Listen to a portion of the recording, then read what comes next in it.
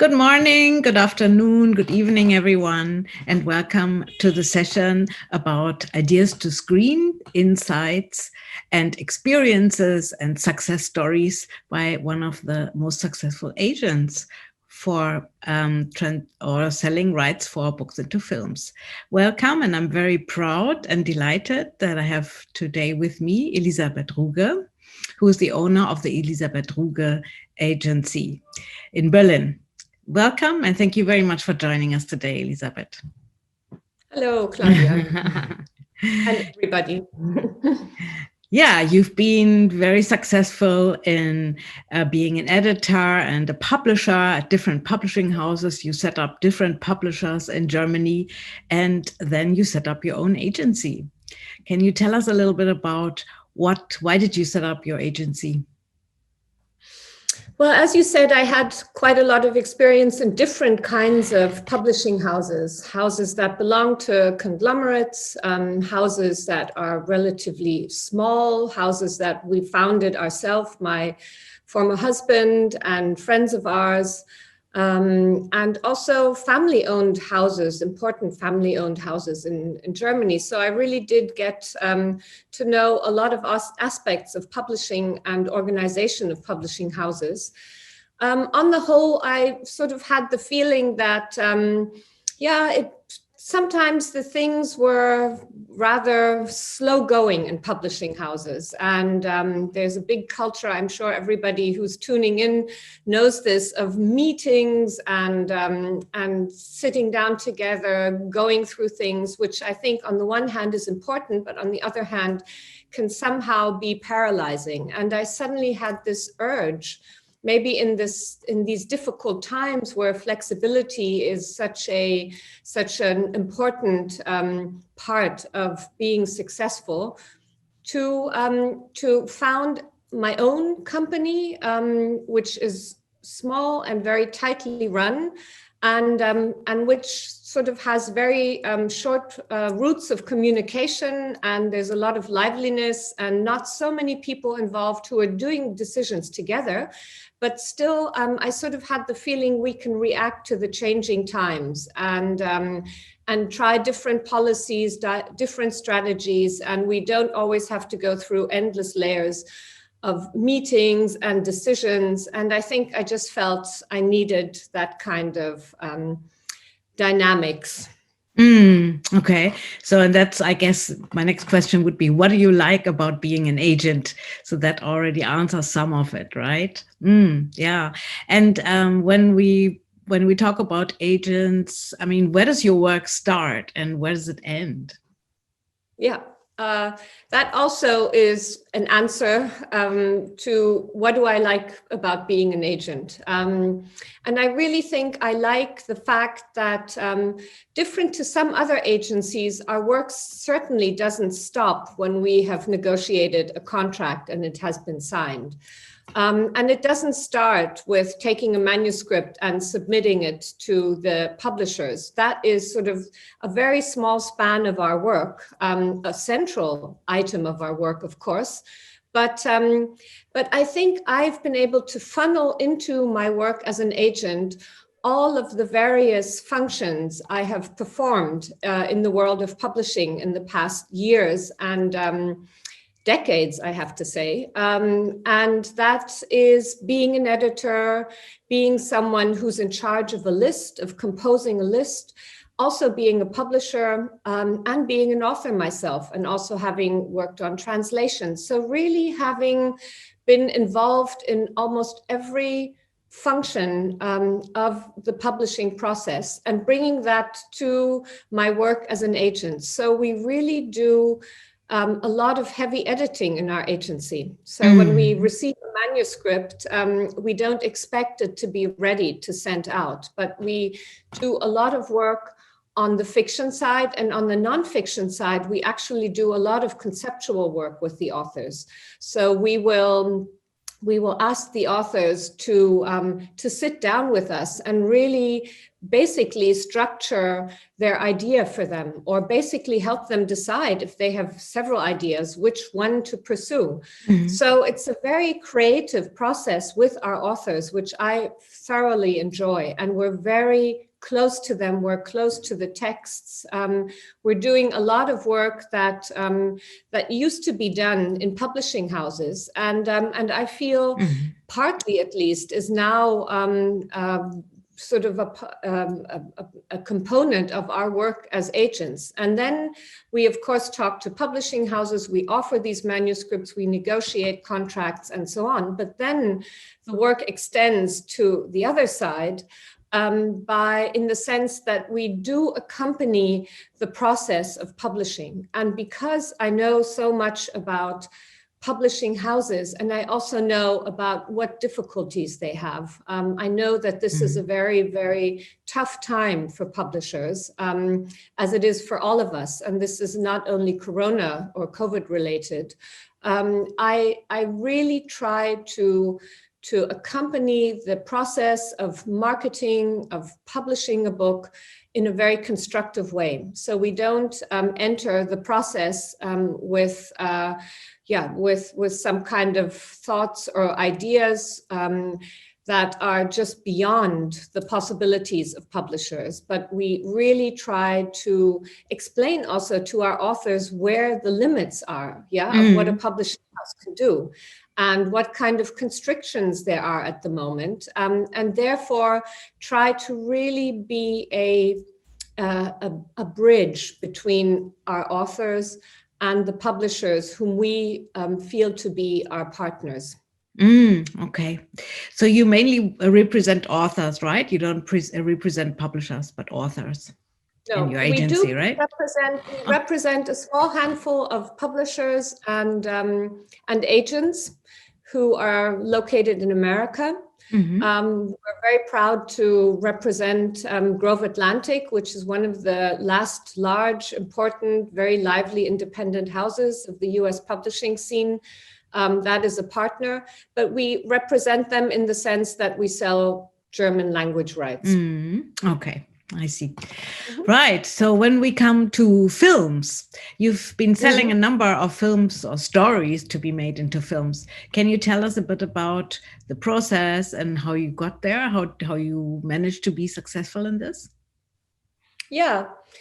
Well, we really started initially being an agency exclusively for book rights. And we quickly had the feeling that these traits we try to embody that I mentioned at the beginning, especially the presence that we try to have in the market, the flexibility, the very direct dialogue we have with publishers.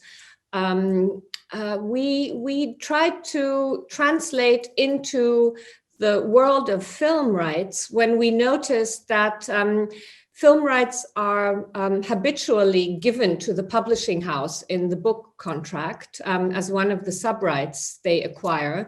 And we just had the feeling that with the exception of a few houses where we saw a lot of inventiveness, creativity, a lot of liveliness and dynamics when they were dealing with the film rights of their books, we tended to see a certain amount of very routine way of handling film rights, sending out, preferably digital catalogs in some cases because the houses or the conglomerate, the publishing conglomerate was so large. It would be this huge catalog of tiny little, texts of the various film rights they were offering. And I really don't see production houses who are offered a lot of material going through these tiny little, telephone book-like catalogs and sort of trying to figure out what would be good for them. So we decided that actually we can do a better job for our authors. and we started to get to work. And I can say it's not an easy road to travel. You really have to start constructing a network for yourself, adding to it constantly, which is not so easy because this is a totally different world. You have to figure out how it functions, and you have to figure out how to get to know all these people.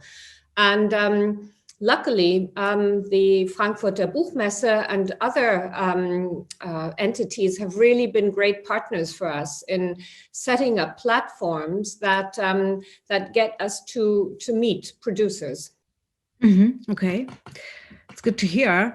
And do you think that in a publishing house or in an agency, you need a special person just to take care of that? Because you're saying you need to invest quite a bit into networking and creating new networks, adding to new networks, or can this be done on the side? I think one of the problems I came across in the publishing houses is that that they were dealing with this bulk of film rights with a person, or very often several people, who were just doing it sort of on the side. And I really do think that that is a problem.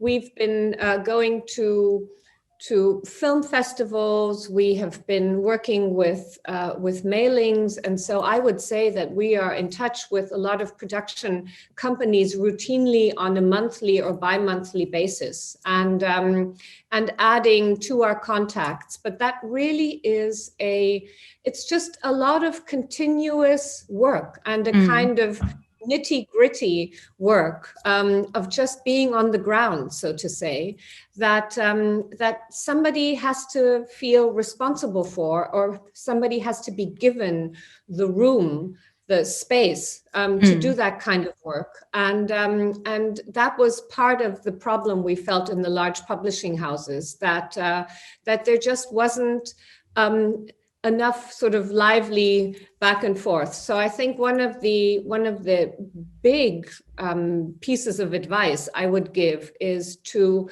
at least have somebody who is responsible and in charge, and really try to make sure that that person, even if at the beginning the going is tough and the income you're generating is not, going through the ceiling, you have to have the patience and let that person really work on expanding the contacts and the network. Okay. And can you tell us a little bit about what kind of films, what kind of books, or what kind of rights you have sold for films and perhaps also TV and series? Yeah. I would say it's really an interesting mixture. We have quite a lot of films that are being, or books that are being developed from movie films, but we also have, of course, an ongoing dialogue with the larger streaming platforms, and we've negotiated quite a few contracts that are now being moved into the production of a series. So I would say I would almost say it's 50-50 by now. And that has really, that development has been extremely swift. I mean, it's a question not of half a decade, it's a question of 1, 2, 3 years of feeling that shift, and of also oneself being more open to looking at the material you're offering, the books that you're talking about, and trying to figure out yourself if they actually have potential for both, or thinking more in the sense of series, I think is really a good idea. Okay. And what kind of, can you give us some examples? So mostly German titles or material, I suppose, right? Yeah. It's a really interesting mix. On the one hand, I would say we have quite a few debut novels, so first novels that we've brought into really nice film deals that are now going into fruition. So So these can be books that often have a very literary appeal, but their plot lends them to be turned into a movie. So we have, for instance, a wonderful novel by a young author called Alina Herbing, who has written about a provincial kind of crime plot, and it really brings you into a world that's very rural, but is politicized, has a lot of psychological opportunities for various characters. That's also something very important when you look at books. What kind of figures, what kind of a cast can be brought into this story? Soon we will be going out with a very large novel that is sort of upmarket women's commercial fiction, with a literary appeal, and it involves 4 generations of women. And you can just see by reading this book, which is also very handy because it has a setting that is pretty much concentrated on an island in the North Sea. So that makes for a good opportunity for producers not having to go all over the place for different set possibilities. But you can see these various generations of women, how many interesting actresses can be involved in this book. That's going to be a very big book of the coming spring. But we also negotiated our first deal, which is an interesting deal, because it involves several really interesting partners, is a deal that one could say was not so successful, and that's something one also has to brace for. This is not always, not everything works, and it sometimes really takes multiple efforts to get something done. And in this case, it was a wonderful, very interesting, very thoughtful, rather also brutal debut novel by an author from Leipzig called Philipp Winkler, who wrote a book called Hohl that was sold with translation rights by his publishing house Aufbau into very many countries. And we sold the option to a great production firm that I very much cherish, X-Filme, and to a wonderful director whom I totally admire and adore, called Maria Schrader, whom we all know, of course, because she's the director of Unorthodox and just won an Emmy Award. And she was very, very interested in this material, but she had tons of work to do, for instance, Unorthodox, and she just didn't get around to getting a grip on the material. And Philip was extremely patient and waited and waited and waited. And then finally, we decided we have to see if we need a different partner. So now the material, which had been of interest to so many production firms, has now been moved to Weidemann's, which is a smaller, independent, but extremely successful production firm that, for instance, they're the producers of Systemsprenger, which was one of the most important German films in recent years. They have taken up Hohl now. They might speak to Maria. I'm sure Maria has tons of work to do now because all of Hollywood is interested in her. Who knows? Maybe she will return to this project with a different producer. Perhaps we'll find other directors who are interested. It's just, you have to be flexible, you have to be open. And I think you are successful if you're always thinking in terms of the success of the material you are offering.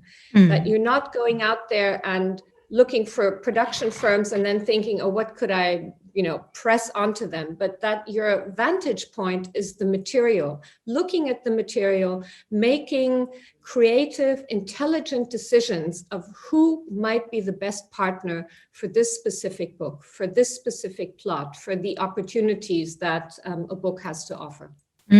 Okay, so you're saying first look at the material that you have and develop something out of that, and then look for producers or directors. You're talking mostly to producers, right?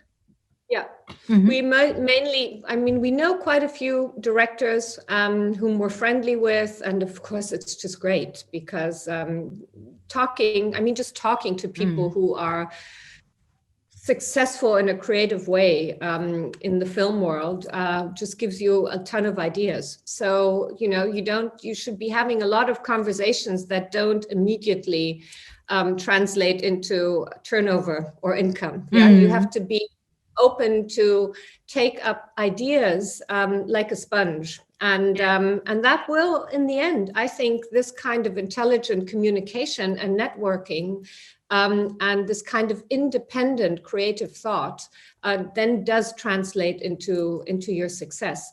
But what often happens is that, especially in our dialogues with production companies or when we are negotiating a contract, which often, for instance, in the spring, one good example is Jasmin Schreiber's Marianengraben, the Mariana Trench, which we pitched at Books at Berlinale during the past Berlinale.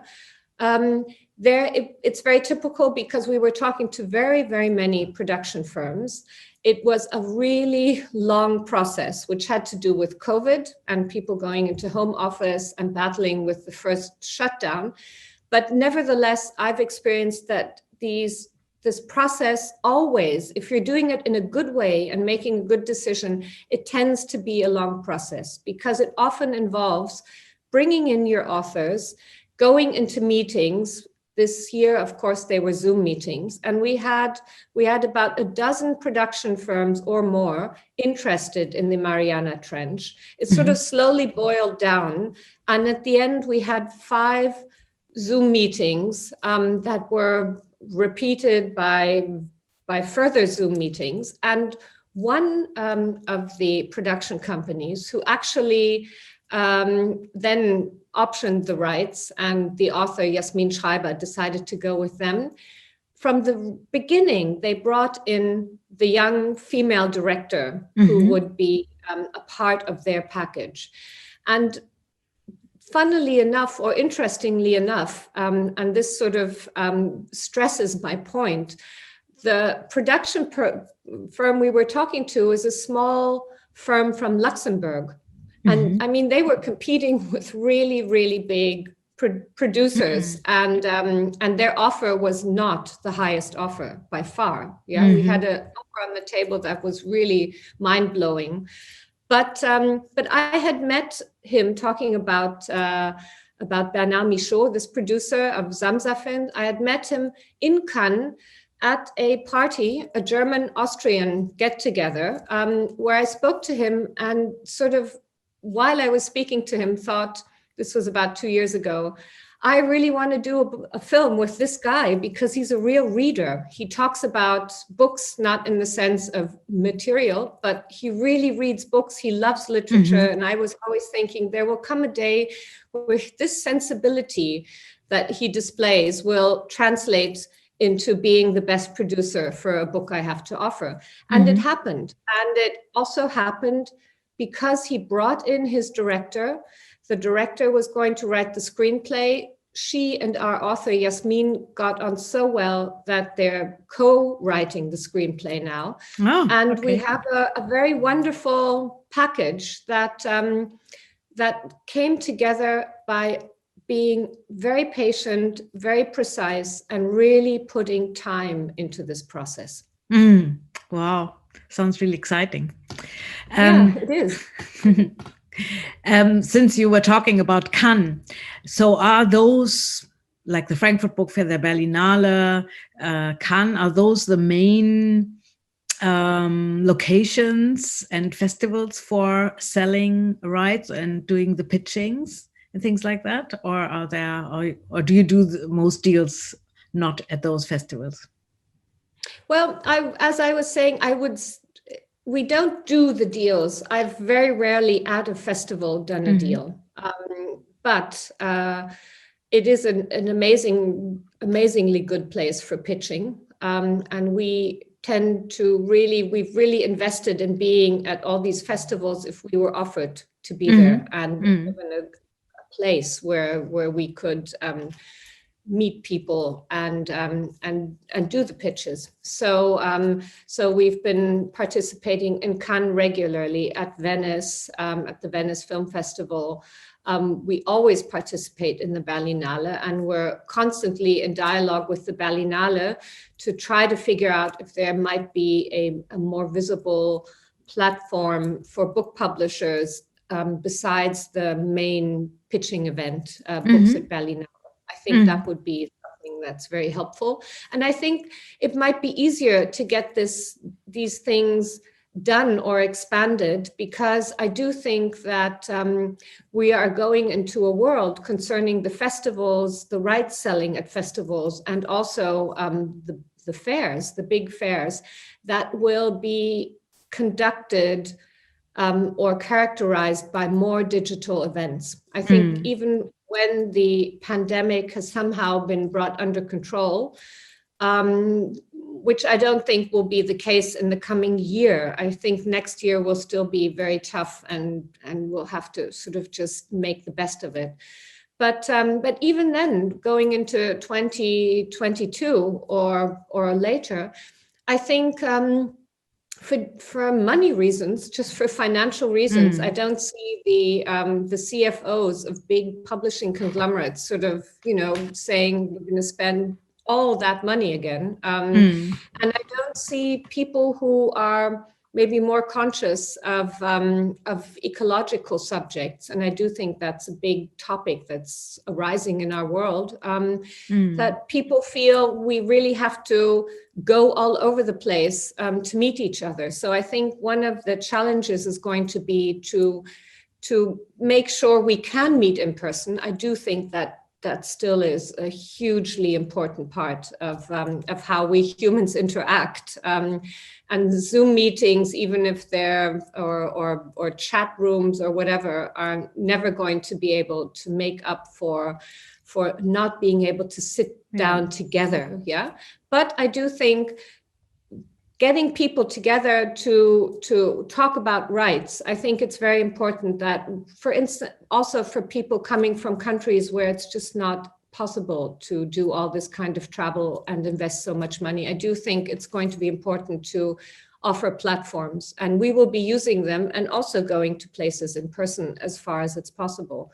For instance, Toronto is something that we've always said we would be interested in, and I think the Frankfurt Book Fair is thinking about a possibility there. So that's something we're very keen to expand on. Okay, good to hear. And when we talk about the pitchings, can you tell us a little bit about how you prepare your pitchings? What is a successful pitching, or what is has the best outlook for being successful? Well, I think coming out of the book world, and I'm talking to book publishers here, or book people, I think it's really important to look at your book, the material you are offering, and detach yourself from the judgment you have of this material as a book. You really have to look at it in a different way, in a creative way, and see its opportunity as a film. That means, I had already mentioned the characters involved. You have to bring across that these are really, really interesting characters that producers can offer to interesting actors and actresses. That's one thing. You have to be able to very quickly tell the person who's listening to you, the producer on the other side of the table, what the narrative arc is going to be. That is very important. A book can be fantastic because of the inner monologue and all kinds of things, which are absolutely unimportant and actually distracting to a producer when you are introducing this material to him. And the other thing is that you have to give a pitch that lets the person who's listening to you see pictures, images. You have to somehow, with a few clues, with a few details, with a few words, have an image arise, so that you're translating immediately the material you're talking about into a succession of images, and all of that you have to do in quite a short bit of time. So one thing that is important is that you really prepare. You don't go into a pitch and just start talking. You really have to have an idea. You shouldn't, if it's in any way possible, you shouldn't be reading a pitch, but you also shouldn't try to learn it by heart. Everybody notices if somebody's saying something that he's learned by heart. You should have a few sort of small stations that you might have within a pitch that you might have sort of, written out for you in a word or two. So you have a little piece of paper. If you sort of are going off track, you can see, I only have so much time, so I really have to get back, into my order of things here. But you should really try to be as lively, as natural as possible, and really have a plan when you get on stage or when you sit down with a producer. Mm-hmm. Okay. And the ideal pitch is like 3 minutes, 5 minutes? Yeah, I would say so. I mean, there's always this word of the elevator pitch that would mean like something like 30 seconds or 40 seconds. And I'm sure you can bring something across in 40 seconds. But luckily, mostly you are given a bit more time, but you shouldn't be rambling on, for sure. Okay. All right. You were talking about the OTT platforms, and that in the last few years, they have really become a very big chunk of the business, also your partners, right? Is there a difference when you deal with companies like Netflix and regular producers, let's say? Is there something one has to, I know you probably can't go into details, but is there something on the whole which you have to pay attention to more than? Well, very often when we're dealing with the platforms, we're dealing with them through producers. So very often we're talking to a producer and they then bring in a platform. But often we're talking directly with them. And the only thing I can say is invest into your contracts, and really be prepared to have the financial resources to fight it out. I mean, with time, you're going to be more experienced. You will know exactly what to look for, but you have to invest. We work with our own contracts. We don't ask them to send us contracts that we then have to totally get into and basically fight every little point. We start with the contract that we want for our authors. We know that this is not going to go through, but with some production firms, we have now, where we have various films under contract, we by now have a mutual boilerplate where we found compromises that we can live with, that the production firms can live with, and now we have something that we can work with. So with several production producers who are our continuous partners, we have a contract, but we had to heavily invest in those initial contracts. And with large streaming firms that just have everything in place and they have their big legal teams, it's a battle. And for that kind of a battle, I do feel you need someone in the background who's going to give you advice and is going to help you figure out how much space do you have that you can give them. That is just costly, but it's a cost that is an initial cost, and with time you can the financial aspect becomes more doable. Okay, well, that's really interesting. With Netflix and also with other companies, I mean, the cinemas were closed, or only very few people could enter the cinemas here in Germany, at least. And we all heard about that the companies, the production companies, and also the streaming platforms weren't producing any movies anymore. How did this situation, which is obviously caused by the coronavirus, and how did that affect your business in selling rights? Well, I mean, we can sense. We participated in the Cannes platform, which was very successful for us, and we had a lot of meetings. We just had quite a few meetings within the framework of the Frankfurt Book Fair, where meetings had been organized with help also of the Berlinale. That was very, very good for us, and we had a lot of communications. But I can say that you can feel the home office, the second lockdown, I would say the corona exhaustion, the COVID exhaustion, in the sense that you really have to fight to then have the follow-up conversation after these meetings. As I said, in Cannes, in Venice, at the Berlinale, you don't sit down, you don't pitch a book, and then they say, "Oh, great, here's our offer." You really have to get in touch with people again and again and again, and you can feel at the moment, and this is something we're all going to have to be battling with for the next months to come, for the next year to come. You really have to put in double the effort of communication. So I can really say we're working 12 to 14 hours per day, 7 days a week, because we just have to reach out more. It's just people are exhausted by what they're experiencing, not only in their professional life, but in their private life as well.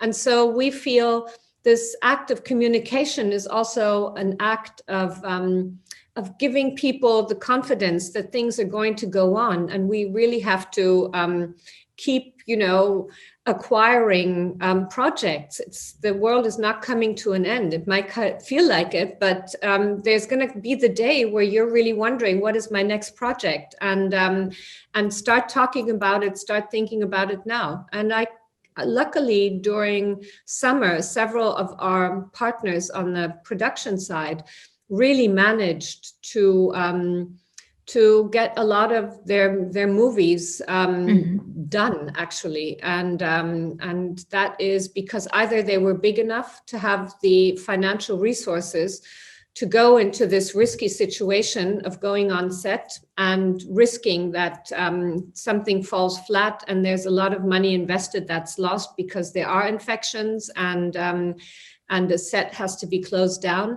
But with smaller firms who don't have that kind of financial cushioning, we did experience that they, through incredible amounts of good organization, lots of testing, really managed to get things done and are now in post-production with films. But that was summer. Those were the summer months, and there was a lot of improvisation possible because of that. And I do think we have the toughest stretch in front of us, and I do fear that for quite a few smaller production firms, things are going to be really tight. And I hope that our government, as many governments worldwide, are going to be able to help help those creative participants that are really, really going to suffer in the next months. Yeah, I really hope so too. Looking to Asia, do you sell a lot of rights to other countries for your authors? And also for films, do you also sell a lot of rights for films which would be produced in other countries? Yeah, well, we hardly ever sell book rights internationally because the translation rights is one part of the subsidiary right contract block in the contract that is always given to the publisher. They have the good contracts. This is really part of their most essential, most important work. So we really hardly deal with translation in the field of book rights. We do represent a handful of foreign authors who want us to work on their world rights for them. That is Can Dündar, for instance, the Turkish author, Viktor Yerofeev, a Russian author, Philippe Pozzo di Borgo, a French person that everybody knows from his wonderful, huge success here in Germany. But we hardly deal with translations when it comes to books. And with films, I must say, we have quite a lot of international contacts, and we're really interested. And I was talking about a Luxembourg film producer that we sold rights to just now with the Mariana Trench. But that really is a rare thing. We have the experience that we talk to German producers who very often quickly bring on international co-producers, and that's how we have dealings, but not directly. I think because we mainly deal with German materials, we are talking to people who are looking at it for a German market, and then they bring in co-producers, and very often they're very successful with that. So that's interesting to us, but we are not a direct partner in that process. Okay, I see. Yeah, when I was thinking about series or material or films from Germany that have been very successful, one of the most successful ones, I think, was Babylon Berlin, right? Yeah. Right. That's also an interesting story. Yeah. Why do you think that became so famous in Germany and also worldwide? Well, of course, I'm biased. As everybody listening might know, I'm sitting in Berlin at this moment. I love Berlin. I think it's just one of the most amazing places in the world. But it's been that for several decades. And I think it's not coincidental that in the title of this amazing series, the word Berlin, the name of the city, turns up. I think Berlin is a city that has a very, very real life that we're experiencing here, but it's also become a symbol for so many different things. And we sold a really amazing book that we also pitched at the Berlinale 2 years ago, and which is now being developed into a series by a big Berlin and Hamburg-based production firm, which is situated in Berlin in the 60s. And it takes up so many topics that are important to so many people in the world, but it all sort of comes together and is focused in Berlin. So the student uprisings, the Cold War, spying, everything is in there, and it's all within this one space in the world called Berlin. And I think similar things apply to Babylon Berlin, or when you think of one of the great films of all times, Cabaret, you suddenly have this one place that stands for so many things: individual liberty, for freedom, but at the same time for very dark forces, and this constant struggle. And it's just a world that is full of the most amazing characters. And I think that's true of the series Babylon Berlin. I mean, they're just these characters you'll never forget again. And they're from all wakes of life, from all social spheres, from the political, from the cultural, from the demi-monde sphere. It's all there, and it's all in Berlin. And I think my experience is, if you tell someone in New York you're from Berlin, they basically are saying to you, which I think is questionable, wow, you're from the best city in the world. I think New York might be a runner-up too, but even in New York, people are just amazed and in awe. When you say you're from Berlin, it just stands for so much. Oh, okay, yeah. And this series, Babylon Berlin, was also made from a book, right? I mean, by Volker Kutscher. Sure. It's a series of books, And I think, there are many books that deal with this period, this time. I think there was a surge of books because of the success of Volker Kutscher, the author of the books that translated into the series. But I do think that Volker Kutscher is so knowledgeable and has such a mastering way of dealing with historical facts and translating them into a suspenseful narrative, that he just brought the perfect mix. And as I say again, it's just full of amazing characters, and they were there. And I think the people who saw that and could connect them with certain actors and just get an idea, as I say, see an image of what people will be seeing on the screen. That the books just lend themselves to that process. Yeah. Okay, that's also quite an interesting success story of German content that was made into films. Yeah. So we've almost come to the end of our session. But before we go, I have still some more questions for you. One of them would be, what do you say? What does it need to be a successful agent, and what does it need to be a successful agent in pitching rights to films?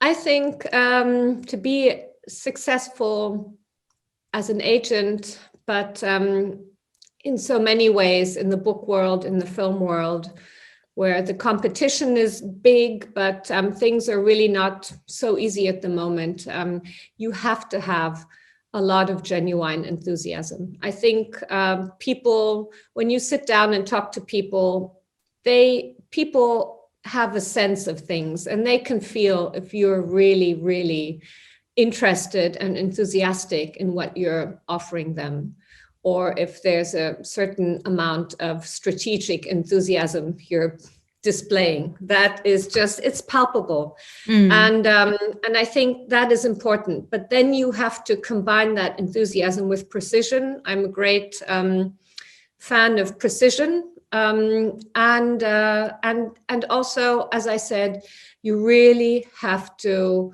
be in for the long haul. You have to know that this is going to take time. It's going to take time to get your network together and expand it continuously. It's going to take time to really feel the impact, the turnover that you're generating for your company with film rights. Film rights, in that sense, really do not give you immediate financial success.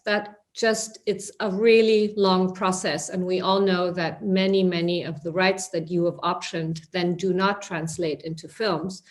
So you just have to hang in there. And I think you have to have that kind of a mindset when you begin. And you just have to know it's going to take a while.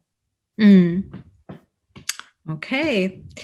Do you have any more tips for publishers from Southeast Asia who are listening to the session? I think it's very important to keep your eyes open for opportunities of digital communication that will be offered, I'm sure, in greater and ever more technical perfection in the coming years by people like the Frankfurt Book Fair, other big book fairs, by the various film festivals. I think this is something that's going to be really important. It's going to really give a possibility to smaller companies, to smaller houses to participate in an international network.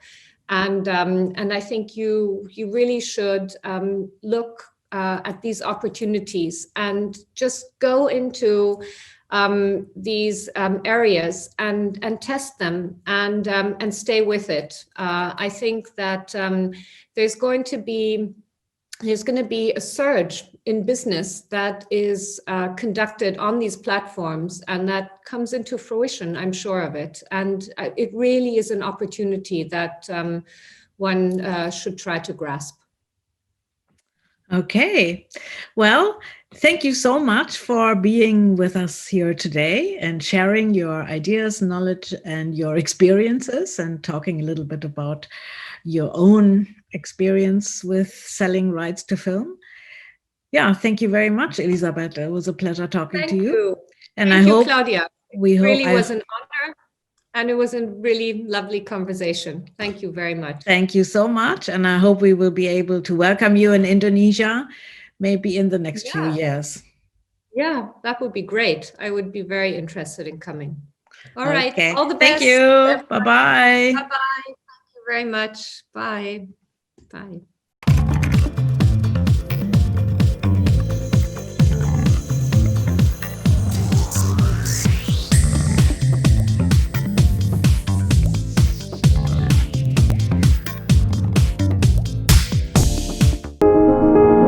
Mengawali hari dengan informasi terkini, menjadi sumber referensi dan inspirasi di setiap aktivitas. Melalui news video portal, segala informasi dapat tersajikan cepat, akurat, dan lengkap. Dengan kekuatan teknologi digital, Maidcom.id hadir dengan berita pilihan yang dikemas secara menarik. Maidcom.id, digitally inspire people. Sudah 15 menit, masih kejebak macet. Tenang. Daripada emosi, 15 menit Anda jadi lebih berharga kalau bersama saya.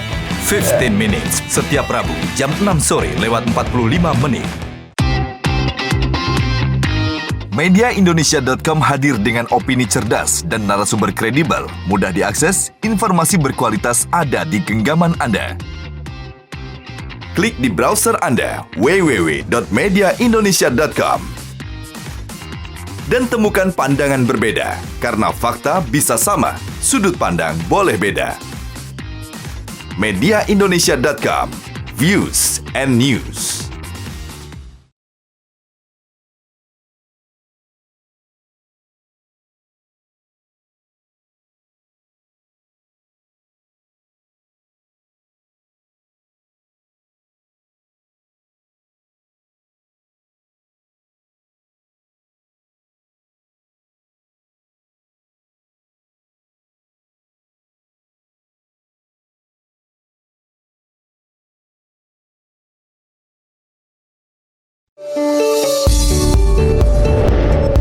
Dalam setiap denyut kota, saya selalu menjadi saksinya.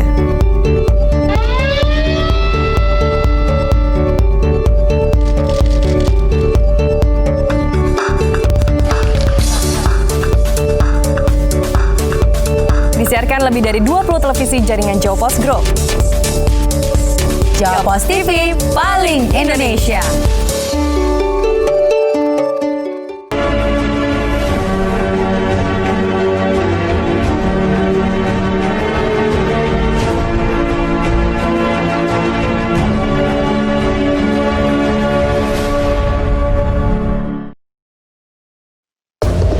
Kebebasan pers dan gelombang era digital menghadirkan ribuan bahkan jutaan informasi dan data setiap harinya.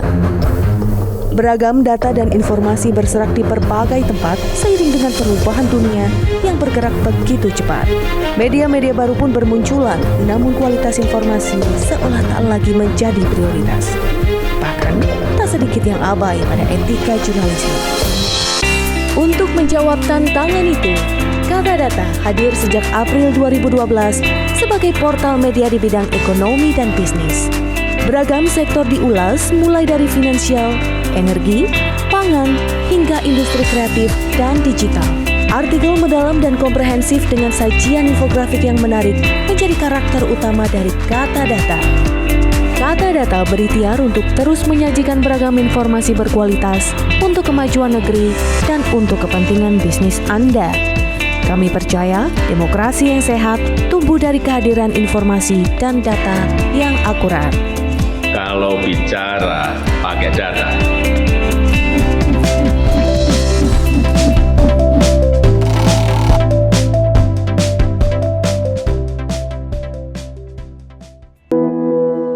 Hidup terlalu pendek untuk membiarkan pemikiran-pemikiranmu, ide-idemu terdiam begitu saja. Untuk berubah, kita perlu melangkah. Dan langkah itu lahir dari sebuah inspirasi. Republika, start moving.